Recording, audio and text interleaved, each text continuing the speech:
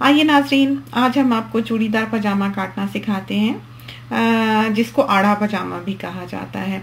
इसके लिए हमने 3 मीटर कपड़ा जो है वो लिया है और इसको हमने डबल करके एक एंगल पे मोड़ लिया है, जिस तरह के आप देख सकते हैं। और इसकी हमने एक तिकोनी बना ली है, मतलब जितनी इसकी विड्थ है उतना उसको मोड़ लिया है डबल करके। इसके बाद साइज के लिए आप लूजली अपनी पिंडली पर से नाप लें। अगर वो 14-15 इंच है तो उसमें बेशक 1 इंच ऐड भी कर दें। साथ लगा के नापना है, टाइट नहीं करना, लूजली नापना है। अब ये देखिए, ऊपर का जो कोना है, इस कपड़े को हमने फैलाया था उसको हमने वापस फोल्ड कर लिया है इस तरह पर, और इसको अब हमने नाप लेना है। हमने इसको देखना है ऊपर से, ऐसे हाथ से ही रफली मोड़ लें कि कितना आपको इलास्टिक के लिए या जारबंद के लिए उसकी जो ऊपर की नाली है वो चाहिए होगी। तकरीबन 2 उंगली जो है उसकी विड्थ आप ले लेते हैं और उसको मोड़ लेते हैं। और अब आपने 17 या 18 इंच जो है वो मियानी रखनी है इसकी ऊपर से, और इस तरफ से भी 17-18 इंच ही रखनी है, चौड़ाई को भी और ऊपर से नीचे की तरफ को भी, जो कि हम अभी आपको दिखाते हैं। पाइचा जो है इसकी, जो चूड़ीदार पजामा है, उसकी विड्थ रखने के लिए हमने जैसे 15 इंच नापा था, आप चाहें तो 16 इंच ले लें, वो ज़्यादा मुनासिब होगा कि गलती भी हो तो आपके पास बचने का मार्जिन हो। अब आप यहाँ से इसको मोड़कर काट लेंगे, क्योंकि अभी हमने सिलाई लगानी है और उस सिलाई में ये जो ऊपर से थोड़ा सा इधर कोने से कम लग रहा है वो पूरा हो जाएगा और आपको चूड़ियाँ ज़्यादा मिल जाएंगी अगर आप इस तरह पर काटेंगे तो। ये देखिए, अब हम इसको मोड़ कर रखेंगे और साइड पे हमने फिर जो है वो निशान, जैसे समझें कि यहाँ पर हमने सिलाई लगानी है, इस तरह पर ये देखेंगे नीचे से पाइचा जो है ये बड़ी अच्छी तरह पर फोल्ड होगा। अब हमने चौड़ाई जो है वो पाइचे की लेनी है।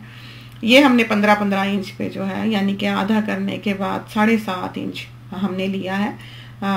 आप 1 इंच ज़्यादा ले लें तो 8 इंच बनेगा। इतना चौड़ा जो है वो आपने पाइचा बनाना है। अब आपने डबल करके कपड़े को बीच में एक निशान लगाना है, यानी कि ऊपर का हिस्सा और नीचे का हिस्सा जो है वो आध में तकसीम कर लेना है। पैंचा जो है वो आध तक आपने काटना है सीधा।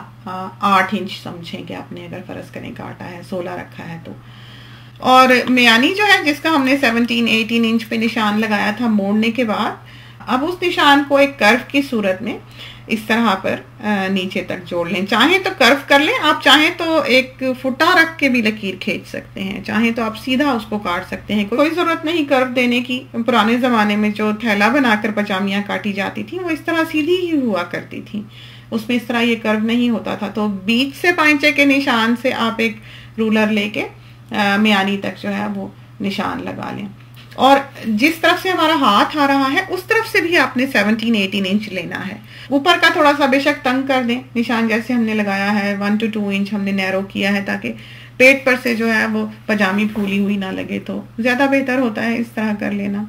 चाहे तो सीधा रहने दें, और इस तरह पर अब हमने इसको मोड़कर काट लेना है। ये देखिए, हमारी पजामी जो है इसकी शक्ल अब निकल आई है, और टुकड़ियां जो हैं वो जब आप काटते हैं तो बहुत सारी निकलती हैं, जिस तरह ये है। तो जो कपड़ा कम पड़ रहा होता है वहां एक तिकोनी रख कर नाप की वो आप जरा नीट कर लें।